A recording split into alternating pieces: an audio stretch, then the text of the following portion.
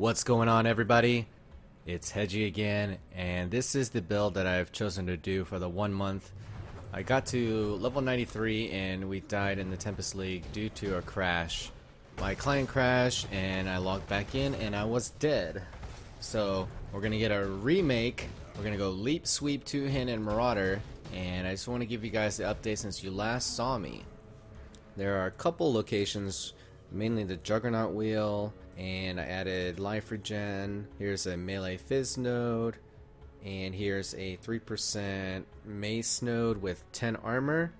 I'll probably end up switching this out for this armor and jewel socket, or we could also opt to go to this jewel on the right side next to Scion, and that would allow us to get two 10 strength nodes. This character for the most part is pretty much done. The only thing I can really do is really improve the gear, improve the armor values. If I were to get something crazy like a 600 plus DPS mace, I would actually consider dropping Hatred to run Determination, because at that point I'll be doing much higher end maps and I'll want to scale my 9.3k armor. And as you can see, my rares don't have any crazy amounts of armor. My chest piece could get 700 more. My gloves could get 300 more. Same with the boots, can get like 150 more. And my helmet can get 400 more. It's a crazy amount of armor that I can still attain. In addition, you can get better jewelry or run the percent armor affix. But the most notable change that I've done since the last video is that I changed my single target because of the weapon. I actually removed the Vegan mod and I multi-modded it. This allowed me to put the Vegan mod and a level 1 blood magic enchant. So this allows me to run a really expensive high mana cost Cyclone. I have Cyclone, Concentrated Effect, Fortify, Melee Physical, and Hypothermia. Notice that these are more multipliers on Conk Effect, Melee Fizz, and Hypothermia. So what this does, it allows me to scale my damage in a really big way without having to crit or apply shock. That's why I really like it. And if I were to put this on an era, what would I do?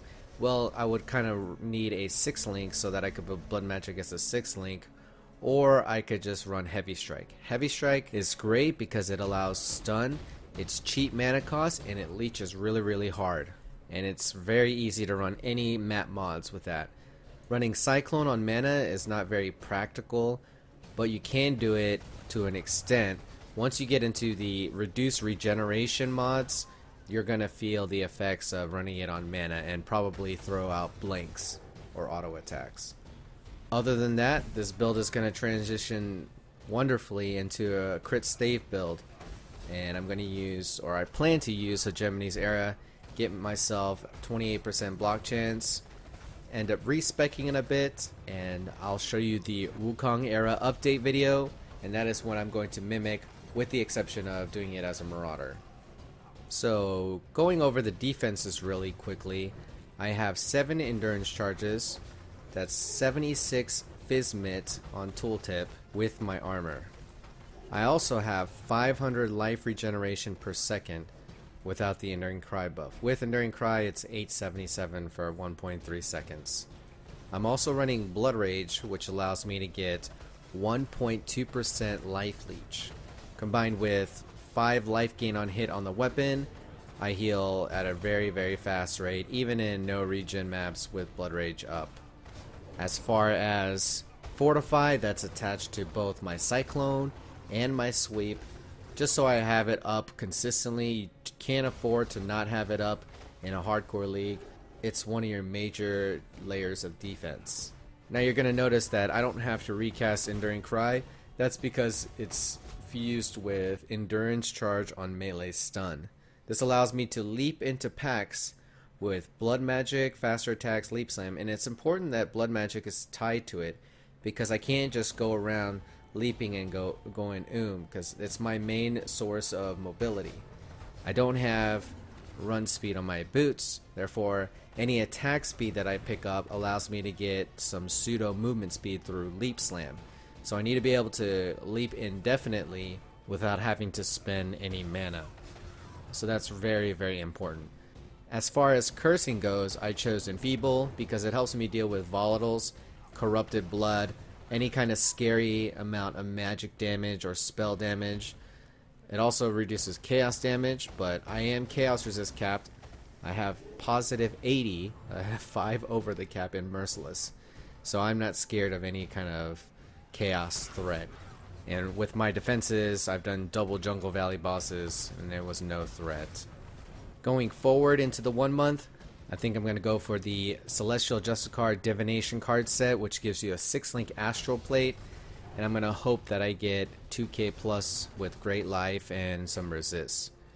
As for the weapon, I'm going to start out with any two-hander that I can get my hands on, go like a universal route, and then specialize into maces so that I can get the implicit on the Corona Maul, which is 6% increased radius of area skills, in addition to getting the Mace Node Bonebreaker, which also gives me 4% radius of area skills.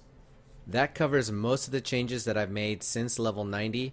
There hasn't been too many other than the major single target swap and the recrafting of the mace. So if you guys would like more information about this build in detail, please feel free to check out the other video of my level 90 review and update.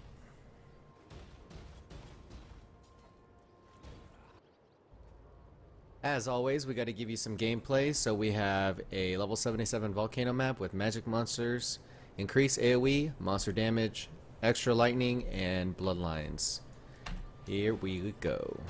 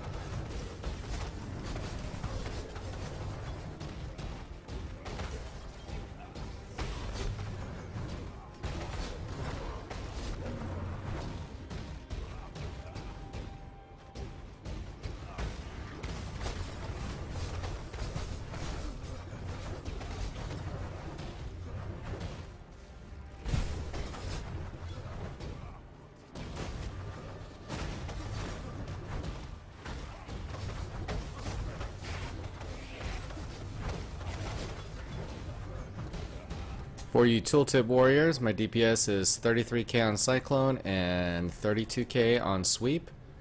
It is worth noting that they are both 5-linked.